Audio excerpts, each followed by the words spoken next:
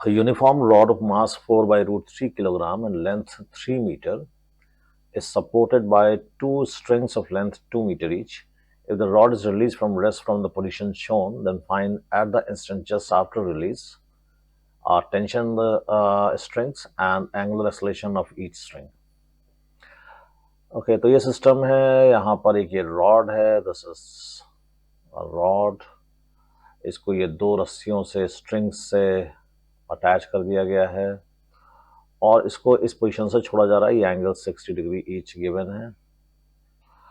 Rod की ये लंबाई 2 मीटर है इस पॉइंट और इस पॉइंट के बीच में, और इस पॉइंट और एंड के बीच में 1 मीटर है।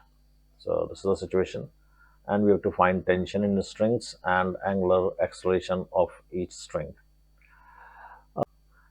ये दो रस्सियां हैं, ये दोनों तो रस्सियां हैं, ये मैंने एक लाइन बस खींच दी है और ये लाइन सेंटर ऑफ मास को जाके जुड़ रही है। अब अगर देखो तो ये रॉड जब ऐसे रोटेट करेगी तो रॉड सीधे सीधे जा रही है, रॉड नहीं टर्न हो रही है, रॉड अपने ही पैरेलल जा रही है। रॉड में कोई एंगुलर एक्सेलेरेशन नहीं है, कोई एंगुलर मोशन नहीं है, रॉड बस सीधे सीधे है। रॉड का हर पॉइंट एक ही रास्ते पे चल रहा है, भले वो रास्ता कर्व्ड हो लेकिन रॉड टर्न नहीं हो रही है।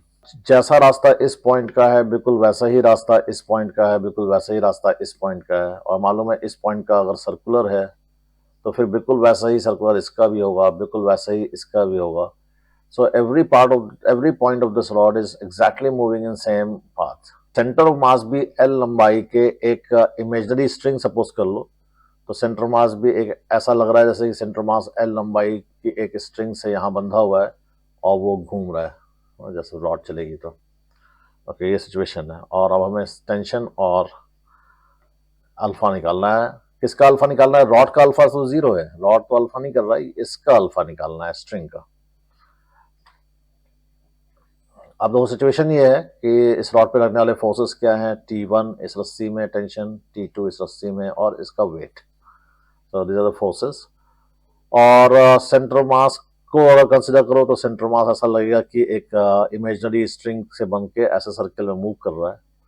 सेंटर मास का मोशन देखेंगे तो सारे फोर्सेस सेंटर मास पे ट्रांसफर हो जाएंगे, T1 T2 mg सभी फोर्सेस सेंटर मास पे ट्रांसफर हो जाएंगे और सेंटर मास यहाँ से एक सर्कुलर मोशन में मूव करेगा एंड से, जैसे रॉड मूव करेगी उसके साथ साथ। तो अगर हम सेंटर मास की इक्वेशन लिखें अलोंग सेंटर यानी इस डायरेक्शन में, तो इस डायरेक्शन में हमें फोर्स मिलेगा T1 प्लस T2 और mg का कंपोनेंट पीछे की तरफ मिलेगा इसलिए माइनस साइन के साथ, और ma 0 है क्योंकि एक्सेलेरेशन होता है क्या v स्क्वायर बाई r, और चूंकि यहीं से छोड़ा गया है तो v तो 0 है, तो ma इसमें इस वक्त 0 है। Torque is equal to alpha about centre mass use करें इस रॉड के लिए, तो रॉड में कोई अल्फा नहीं है, ध्यान रहे रॉड में कोई अल्फा नहीं है। तो अब टॉर्क में क्या क्या आएगा, T1 का टॉर्क, तो T1 के कंपोनेंट्स कर लो टॉर्क निकालते वक्त, तो एक कंपोनेंट ऊपर एक कंपोनेंट ऐसे साइडवेज वाला तो सेंटर से ही पास हो जाएगा, सो कोई टॉर्क नहीं है। जो ये अपवर्ड कंपोनेंट है जिसकी वैल्यू T1 sin 60 है, दैट इनटू परपेंडिकुलर डिस्टेंस। अब देखो ये डिस्टेंस 1.5 है, total length of rod 3 given है तो उसकी आधी है, और चूंकि ये डिस्टेंस 2 गिवन है यहां से लेकर यहां तक, और इधर की 1.5 हो चुकी है तो इधर की 0.5 बचेगी फिर, तो T2 sin 60 इंटू 0.5 और अल्फा 0 होने की वजह से ये 0 हो गया।